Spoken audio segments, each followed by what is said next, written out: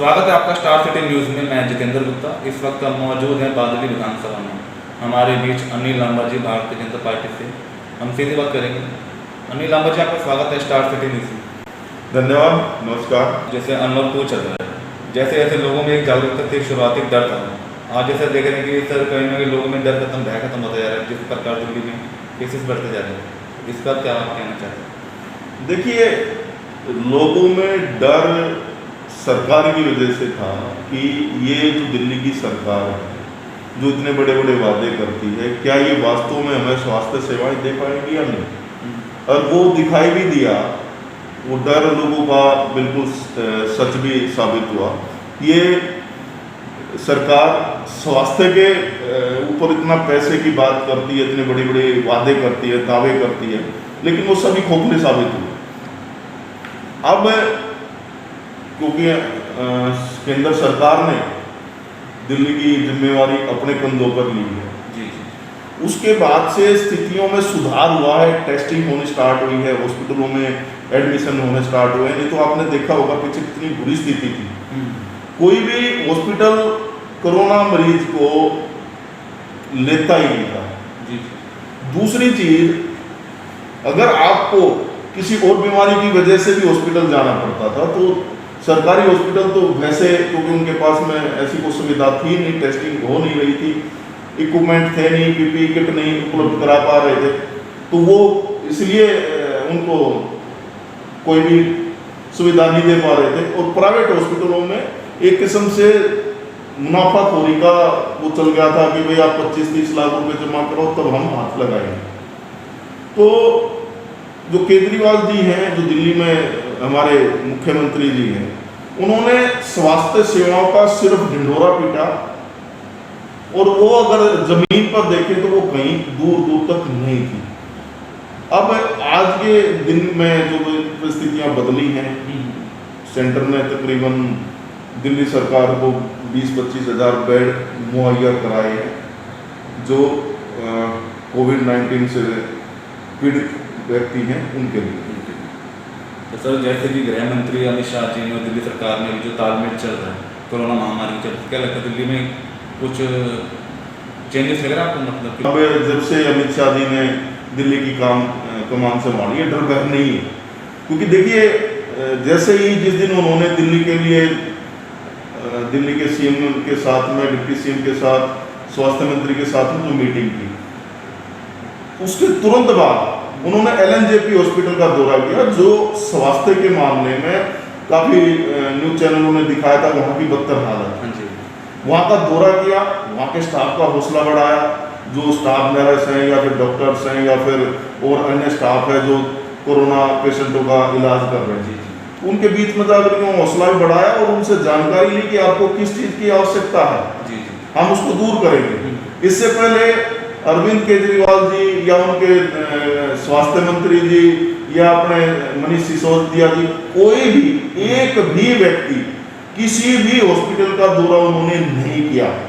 अगर दौरा करते तो ये हालात नहीं होते कि हॉस्पिटलों में आपने पीछे देखा होगा कि मतलब जो पेशेंट हैं वो कपड़े निकाल करके पड़े हैं, डेड बॉडियां पड़ी हैं, कपड़े नहीं हैं उनके शरीर पर, क्योंकि वहां पर उनको, जहां पर उनको इलाज के लिए रखा गया था, ना तो वहां पर कूलर की सुविधा थी, ना एसी की सुविधा थी, सिर्फ एक पंखे के नीचे उनको लिटा दिया गया था।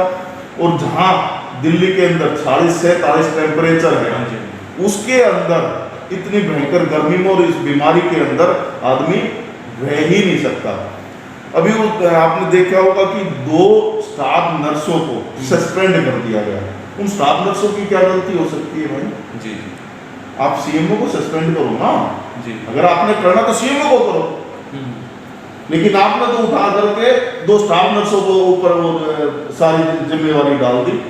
अरे भाई, उनकी आप हालत देखिए, वो पीपीई किट जब पहन करके जाते हैं तो उनको सांस लेने में भी दिक्कत हो जाती है, इतनी गर्मी के अंदर उसके अंदर बंद हो जाना। वो आप सुविधाएं तो उनको कुछ दे नहीं रहे, उल्टा उनके ऊपर प्रेशराइज कर रहे हैं कि आप काम करिए और अपनी जान को जोखिम में डाल करके करिए। अनिल लांबा जी, आपका क्या योगदान रहा इस कोरोना महामारी के चलते लोगों में? आपने किस तरह लोगों को जागरूक किया? देखिए, जागरूकता के साथ साथ हमने लॉकडाउन जब स्टार्ट हुआ मार्च के महीने में, तो एकदम से परिस्थितियां जो गरीब व्यक्ति हैं उनकी ज़्यादा खराब हुई, उनके पास में खाने की समस्या पैदा हुई, तो हमने उनको कच्चे राशन के पैकेट मुहैया कराए, पक्का खाना भी मुहैया कराया, मास्क, सैनिटाइजर, ये सारी सुविधाएं, मतलब ये चीज़ें हमने उन लोगों को उपलब्ध कराई जो वास्तव में उसके उनको समस्याएं थी। दूसरा एक चीज़ को और आपका मैं ध्यान दिलाना चाहूँगा, केजरीवाल जी हर रोज एक बात बोलते कि वो 1 करोड़ लोगों को राशन बांट रहे हैं। एक चीज मेरी समझ नहीं आई कि 1 करोड़ को वो बांट रहे हैं, और जो स्वयंसेवी संस्थाएं हैं, हमारे जैसे जो लोग हैं, उन्होंने भी ज्यादा नहीं तो तकरीबन 50 से 60 लाख लोगों को उन्होंने भी राशन पहुंचाया है, कच्चा भी पहुंचाया है और पका करके भी खाने के लिए दिया है। वो पक्का राशन की भी बात कर रहे हैं कि हम भोजन पका करके दे रहे हैं 10 लाख को, पहले उन्होंने 40 लाख बोला था, वो घट करके, क्योंकि वो मतलब उनकी काउंटिंग पता नहीं कैसे करते हो, ऊपर नीचे चलती रहती है, तो 40 से वो 10 पर आ गए, लेकिन वो 10 तो परमानेंट रखा, 10 से कम नहीं होने दिया, 10 तो उनका परमानेंट था। 1 करोड़ को कच्चा राशन दे दिया उन्होंने, 50-60 के आसपास में 50 मान के चल गया। जो स्वयंसेवी संस्थाएं हैं या हमारे जैसे जो भाई हैं वो लगे हुए थे, उन्होंने बांट दिया, लगभग 1.5 करोड़ हो गया। 10 को आप मतलब पका करके खाना खिला रहे हैं, 160 हो गया, तकरीबन 25 से 30 लाख लोगों को प्रतिदिन, चाहे वो मंदिर के माध्यम से, गुरुद्वारों के माध्यम से या अन्य सेवी संस्थाएं जो खाना खिला रही थी, लगभग 2 करोड़ लोगों को आप भोजन उपलब्ध करा रहे हैं। जनसंख्या टोटल 2.5 करोड़, 25 से 30% लोग पलायन भी कर गए। आपने देखा होगा कि दिल्ली में सीएम साहब ने अनाउंस करा करके डीटीसी बसों में लोगों को बैठा करके आनंद विहार बस अड्डा छोड़ दिया, जाओ भाग जाओ, दिल्ली छोड़ दो। एक तरफ आप कह रहे हैं कि मैं उनको बिजली फ्री, पानी फ्री, राशन फ्री, उसके बावजूद लोग पलायन क्यों कर रहे हैं? क्योंकि ना तो आप उनको राशन दे रहे, ना आप उनको स्वास्थ्य की मतलब गारंटी दे रहे कि आपको कोई समस्या होगी तो हम बैठे हैं, उनको आपने निकाल दिया। आज इसमें बहुत बड़ा घोटाला है। केंद्र सरकार प्रति व्यक्ति 8 किलो राशन दे रही है, 8 किलो एक व्यक्ति को। जब सेंटर इतना राशन दे रहा तो आपका राशन जा कहां रहा है? और आप 1 करोड़ लोगों को आज भी राशन बांट रहे हैं। 50% आबादी का इससे गरीबी की रेखा से नीचे है क्या दिल्ली की? इसमें बहुत बड़ा घोटाला है, और ये जो कोरोना महामारी जब समाप्त हो जाएगी तब इसकी हम मांग करेंगे कि इसकी जांच होनी चाहिए, ताकि इसके जो घोटाले में जो लोग इनके साथ में शामिल हैं वो चीजें निकल करके सामने आए। सर एक सवाल और है, जैसे कि भारत चीन ने जो युद्ध छेड़ा हुआ, तनावपूर्ण माहौल बना हुआ है, जिसमें हमारे वीर सैनिक शहीद भी हुए थे, तो इसको लेके आप क्या बोलना चाहेंगे? देखिए, मैं पहले तो उन सभी शहीदों को सत नमन करता हूँ, भावबंधन जी श्रद्धांजलि अर्पित करता हूँ, और एक मैं खुद भी आश्वस्त हूँ और आपको भी आश्वासन दिलाना चाहता हूँ कि देश की जो बागडोर है ना, वो एक इतने मजबूत हाथों में है। आपने कल देखा होगा आदरणीय नरेंद्र मोदी जी लेह में गए। देखिए, कोई भी प्रधानमंत्री ऐसी स्थिति में आज तक सीमा पर नहीं गया, उन्होंने जवानों का हौसला भी बढ़ाया। और दूसरा, जो हमारे सैनिक शहीद हुए, तो वो शहीद होने से पहले अपना काम कर करके गए हैं। चाइना के भी 40 से 50 सैनिक मारे गए हैं। ये चाइना, देखिए, हमने क्योंकि हम शहीदों का सम्मान करते हैं, इसलिए हमने उनकी संख्या भी बताई, उनके पार्थिव शरीर उनके घर पर भी भेजे, उनको राजकीय सम्मान के साथ में उनका अंतिम संस्कार किया गया। चाइना के अंदर ऐसा कुछ नहीं है, उन्होंने कोई भी उनको सम्मान नहीं दिया, उनके जो सैनिक वहां मारे गए। दूसरी चीज, आज के दिन जनता आश्वस्त है, लेकिन कुछ नेता जो चाइना की भाषा बोल रहे हैं, चाइना को बढ़ावा दे रहे हैं, वो नेता बड़े बेचैन हैं, चाहे उसमें राहुल गांधी जी हों, हमारे दिल्ली के सीएम केजरीवाल जी भी उसी काउंटिंग में आते हैं, संजय सिंह जी भी उसी में आते हैं। ये लोग इतने बेचैन हैं, जनता अपने आप को सुरक्षित भी महसूस कर रही है कि हम आज हमारा देश सुरक्षित हाथों में है, और कोई भी देश हमारे देश की 1 इंच जमीन आज नहीं ले सकता। देखिए एक दौर था जब 26/11 हुआ तो हमने क्रिकेट की सीरीज पाकिस्तान के साथ में कैंसिल कर दी, हम इनके साथ क्रिकेट नहीं खेलेंगे, हम मानते थे कि हमारा बदला ले लिया है। आज परिस्थिति क्या है कि अगर सामने कुछ दिक्कत आ रहा है तो हमारे प्रधानमंत्री जी सीमा पर कुर्सी डाल करके आमने सामने बैठ जाते हैं, आ जाइए भाई हम देखते हैं। अंतर है ये पहले में आज में, कांग्रेस के राज में और मोदी जी के राज में। सर अभी चीनी ऐप पे भी प्रतिबंध लगाया उनसेट ऐप पर, इसके लिए आप कुछ कहना चाहिए? बिल्कुल ये बड़ा साहसिक और स्वागत योग्य कदम है। आदरणीय मोदी जी ने एक अकेला आप चाइना की ऐप पर मत जाइए, बहुत सारे जो वहां से हम चीजें लेकर के आते आयात कर रहे थे उन पर भी प्रतिबंध लगाया है, चाइना की कंपनियों पर भी प्रतिबंध लगाया है। दूसरी चीज, अभी इससे पहले जब जागरूकता काफी है लोगों के अंदर, तो लोग सोशल मीडिया के माध्यम से इन चीजों पर बैन लगाने की बात करते थे कि भाई हमें ये चीजें नहीं खरीदनी चाहिए।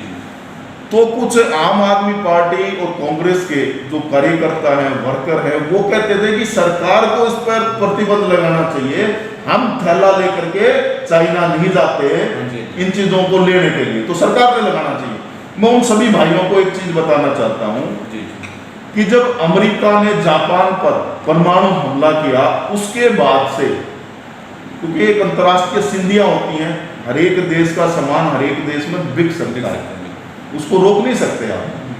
तो अमेरिका ने आज तक, चाहे वहां अमेरिका की सुई फ्री, मतलब सुई बहुत छोटी चीज होती है, वो तक नहीं सेल होती। अगर वो सबसे बड़ी वस्तु भी अगर फ्री में भी देना चाहे तो जापान में वो ली ही नहीं जाती। आपने 1962 में चाइना ने हमारे देश पर आक्रमण करके हमारी जमीन पर काफी बड़े क्षेत्रफल पर कब्जा किया, और आप उसकी चीजों को, मतलब उनका बहिष्कार करने में भी समस्या आ रही है। अभी जैसे ही ये उनसे ऐप पर पाबंदी लगाई, भाई कांग्रेस के लोग मित्र बड़े उछलने लगे कि भाई इससे तो बेरोजगारी पैदा हो जाएगी, बेरोजगार हो जाएंगे लोग, टिकटॉक से उनको आमदनी मतलब मिल रही थी, पैसा मिल रहा था, उनको रोजगार था। भाई साहब उस आमदनी से चाइना को कितना फायदा हो रहा था, वो क्यों नहीं देख रहे आप?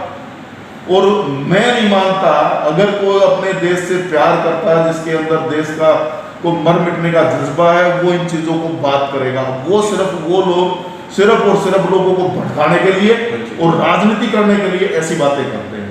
नहीं तो आज पूरे देश ने, मैं तो देश का क्या पूरे वर्ल्ड में काफी अलग अलग बड़े देशों की मैं अगर बात करूं तो सब ने इस कदम का स्वागत किया है। तो भाई जब पूरा विश्व अगर इस कदम का स्वागत कर रहा है, तो हमारी जनता भी, हमारे हमजैसे जो भाई हैं, जो इस देश के को मर मिटने के लिए तैयार लोग बैठे हैं, वो इस चीज का स्वागत करेंगे। ये तो नहीं खुद सिर्फ कुछ राजनीतिक व्यक्ति हैं जो अपनी राजनीतिक रोटियां सेकने के लिए कर रहे हैं। अभी मैंने एक ट्वीट देखा था कांग्रेसी नेता का, कि जाना था लद्दाख, पहुंच गए साहब ले। अरे भाई साहब, ले और लद्दाख क्या अलग अलग है क्या? वो सीमा पर ही है ना। हमारे देश के प्रधानमंत्री अगर वहां गए हैं तो वो देखिए उसके पीछे कितनी बड़ी बात है। वो चाइना को बता रहे हैं, सफल संदेश दे रहे हैं कि ये देश ना झुकेगा, ना रुकेगा और ना 1 इंच पीछे हटेगा। जिस भाषा में आप समझना चाहेंगे हम उस भाषा में आपको समझाएंगे।